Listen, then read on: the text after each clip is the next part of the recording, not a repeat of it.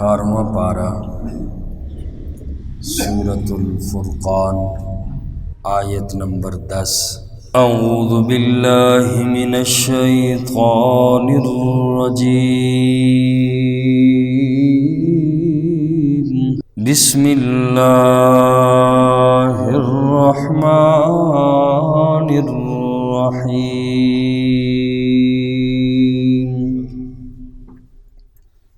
تبارک الذی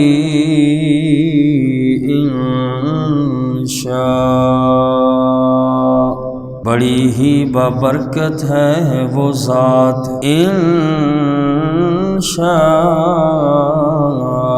جعل لک خیرا من ذلک، اگر وہ چاہے تو آپ کے لیے ان سے کہیں بہتر چیزیں بنا دے۔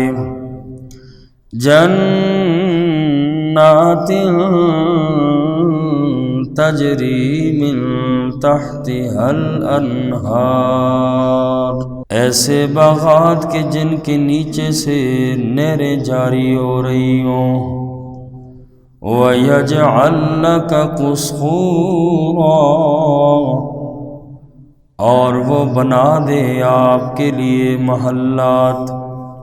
کل کی آیات پاک میں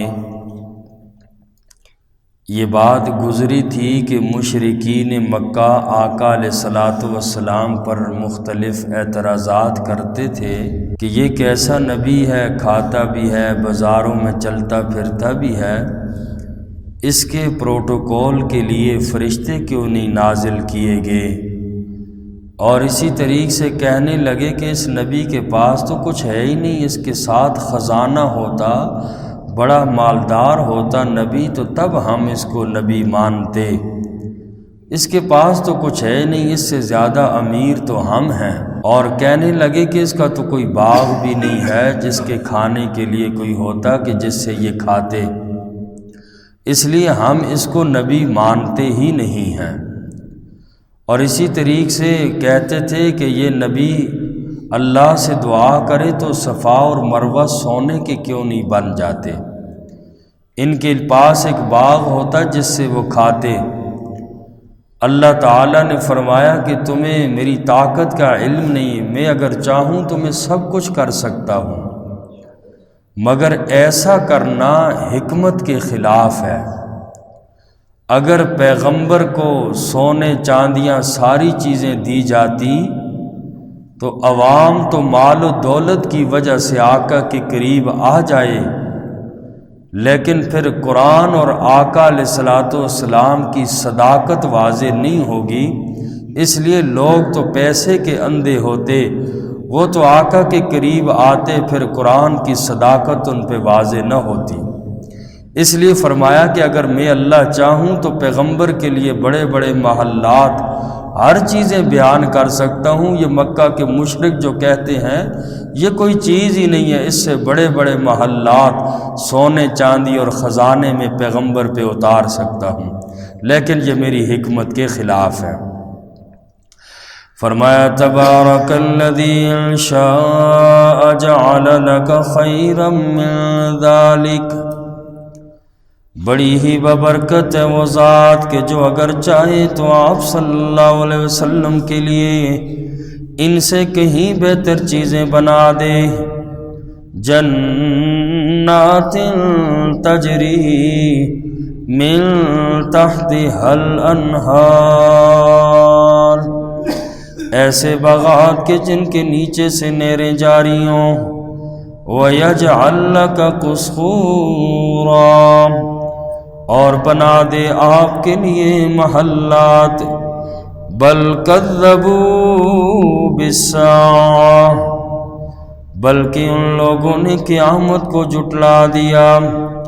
وَأَعْتَدْنَا لِمَن كَذَّبَ بِالسَّاعَةِ سَعِيرًا، اور ہم نے تیار کر رکھی ہے اس انسان کے لیے جس نے قیامت کو جھٹلایا، شعلے مارنے والی آگ۔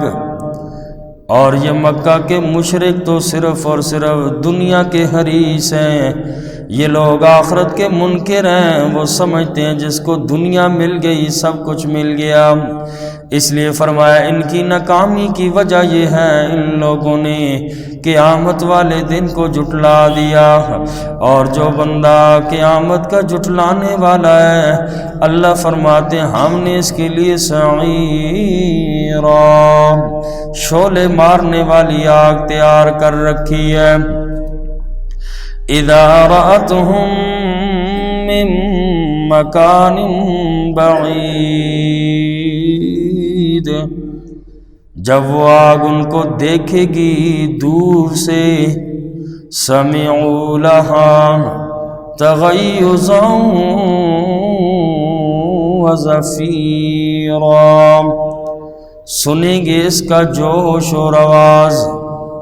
جہنم جب دور سے ایسے مجرموں کو دیکھے گی، اپنے شکار کافروں کو آتے ہوئے دیکھے گی تو غضبناک ہو کر جوش مارے گی جہنم کی آگ، اور اس کے دھاڑنے کی خوفناک آواز کو مجرم لوگ دور سے سن لیں گے، اور چیخ و پکار ہوگی جہنمیوں کی جس وقت جہنم کی دھاڑیں سنیں گے۔ اللہ تعالی ہم سب کو جہنم کے عذاب سے محفوظ فرمائے۔ وَإِذَا أُلْقُوا مِنْهَا مَكَانًا ضَيِّقًا، اور جب وہ ڈالے جائیں گے تنگ جگہ میں، مقرنین جکڑے ہوئے، دعوا هُنَالِكَ ثُبُورًا، وہاں وہ اپنے لیے ہلاکت مانگیں گے۔ جب جہنم میں جکڑے ہوئے تنگ جگہ پہ ڈال دیے جائیں گے ان کافروں کو، یہ لوگ اپنے لیے موت کو مانگیں گے، کاش کہ ہم مر جائیں، ہمیں عذاب سے چھٹکارا مل جائے۔ اللہ فرمائیں گے وہاں تو موت آنی نہیں ہے، لا یموت فیہا ولا یحییٰ، جہنم کے اندر نہ تو موت آئے گی نہ انسان زندگی گزار سکے گا۔ سورہ زخرف کے اندر فرمایا جہنمی کہیں گے، دروغہ جہنم سے کہیں گے اے مالک آپ کا رب ہم پر فیصلہ کر دے، تو جا کر سفارش کر دے، اللہ ہمیں اب موت ہی دے دے، ہم مر جائیں، ہمیں جہنم کا عذاب بڑا سخت لگتا ہے۔ جواب ملے گا اخسئوا فیہا ولا تکلمون، اللہ کریم کی طرف سے کہا جائے گا ذلیل ہو کر پڑے رہو اس جہنم میں، آج مجھ سے کلام نہ کرو۔ کیا تمہارے پاس انبیاء نہیں آئے تھے؟ اللہ کے نبی پر کتابیں نازل ہوئی تھی، تمہیں میں اللہ نے عقل نہیں دی تھی؟ تم نے کیوں نہیں سوچا دین کے بارے میں، مجھ اللہ کی توحید پیغمبر کی رسالت کے بارے میں کیوں نہیں سوچا؟ مگر تم نے ضد اپنی نہ چھوڑی، اسلام کے خلاف تم تدبیریں کرتے رہے، اب بھگ تو تمہارے لیے جہنم ہی کا عذاب ہے۔ لا تدعوا اليوم ثبورا واحدا، اللہ کی طرف سے ارشاد ہوگا آج کے دن نہ مانگو تم ایک ہلاکت، وَادْعُوا ثُبُورًا كَثِيرًا، اور بہت سی ہلاکتیں تم مانگو، یعنی اب تم موت کو پکارتے رہو، اس کے لیے مسلسل دعائیں کرتے رہو، مگر تمہاری دعاؤں سے تمہیں اب موت نہیں آنے والی۔ قل فرما دیجئے اذالک خیر، کیا یہ بہتر ہے آگ کے شعلے، ام جنت الخلد التی وعد المتقون،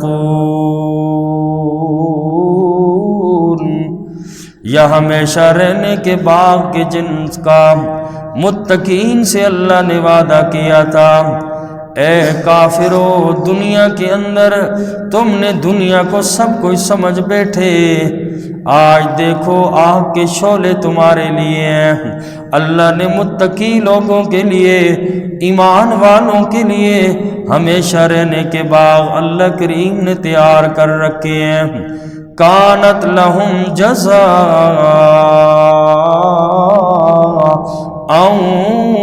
ومصیرا، یہ ان کے لیے بدلہ ہوگا، لوٹنے کی جگہ ہوگی۔ لہم فیہا ما یشاءون خالدین، ان جنتوں میں وہ کچھ ہوگا ان کے لیے ہمیشہ رہنے والے، ہمیشہ رہنے والے بھی ہوں گے۔ جو کچھ وہ لوگ ان جنتوں میں چاہیں گے وہی کچھ ان کو ملے گا۔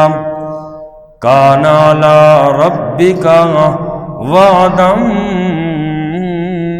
مسئولا، ہے آپ کے رب کے ذمہ وعدن، جنت میں داخلے کا وعدہ، مسئولا، جس کا سوال کیا جائے گا۔ جنتی کہیں گے اے پروردگار، آپ نے جو وعدہ ہم سے کیا تھا نبی کے ذریعے، ہم نے قرآن میں پڑھا تھا ایمان والوں کے لیے اللہ نے جنت کو تیار کر رکھا ہے، اے اللہ آج ہم ان ساری نعمتوں کا آپ سے سوال کرتے ہیں جن کا آپ نے ہم سے وعدہ کیا تھا، اور اللہ کریم اپنے وعدے کو پورا فرمائیں گے۔ کان علی ربک وعدا مسئولا، ہے آپ کے رب کے ذمے جنت میں داخلے کا وعدہ جس کا جنتی لوگ سوال کریں گے۔ اللہ تعالی ہم سب کو عمل کی توفیق نصیب۔ الحمدللہ رب العالمین، ربنا تقبل منا انک انت السمیع العلیم وتب علینا انک انت التواب الرحیم برحمتک یا